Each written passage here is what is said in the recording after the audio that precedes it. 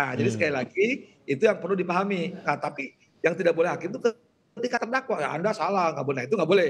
Ya. Pemeriksaan salah. Tapi sekarang kan udah karena di pemeriksaannya udah tanda petik kacau beliau gitu kan karena diputar-putar jadi orang yang melihat ini terdakwa atau saksi. Tapi kalau lihat hukum acaranya sekarang posisinya semua sebagai saksi karena belum selesai alat buktinya. Nunggu ahli dulu, baru yang meringankan ya atau kemudian ahli dari terdakwa. Nah, baru setelah itu silahkan terdakwa diperiksa. Nah, sedang pemeriksaan inilah yang tidak boleh hakim keceplosan. Makanya ketika ada pernyataan, mohon maaf, saya katakan tak pengamat, tak ahli hukum, tak profesor hukum, wah hakim enggak, dia sedang meriksa saksi kok, bukan meriksa terdakwa, maka hakim nggak boleh menyatakan kesalahan. Bentuknya harus dalam bentuk putusan. Inilah orang harus menguasai itu. Nah, teknik-teknik ini memang hakim, kalau hakim sudah mengatakan, kalau di perkara split jadi pisah dari tadi saling silang, hakim sudah mengatakan bohong, tidak masuk akal, berarti hakim sudah menguasai.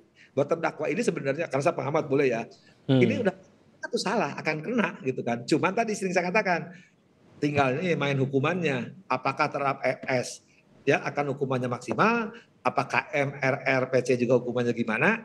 Ya cuma saya kalau saya catatan untuk E ya. Kalau M termasuk saya akan keras mengatakan karena hukumnya mengatur dia harus tidak dapat dipidana. Apapun orang mengatakan sekali lagi segera kebagi E tidak dapat dipidana. Itu aturannya jelas sekali lagi.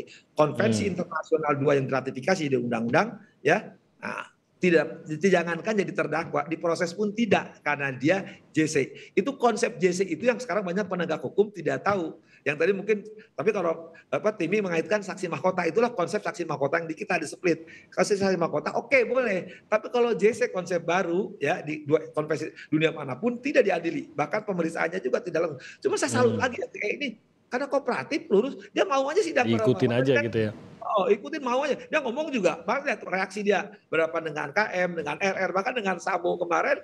Wah, hebat sekali saya kira. Dan ini saya kira, ya maaf ya katakan sejarah hukum justru kita harus berterima kasih. Dia tidak belajar hukum, tidak memahami hukum. Maaf, orang kecil, daerah terpencil. Tapi ya maaf ya saya katakan, saya tidak kena ya sekali lagi. Ternyata dia membuka aib semua dan lancar. Bahkan coba seorang jenderal ya harusnya malu menghadapi anak buah yang pangkatnya berada, tapi kejujurannya itu ya dengan pengakuan dosa, makanya itulah hukum membuka Pak. Tapi banyak lah pasal yang tidak ngerti pasal 51 atau ajas idamun. Yang itu sekarang kita punya 2 kondisi nasional yang harusnya terjemahannya sekali lagi tidak mengurangi, tidak memproses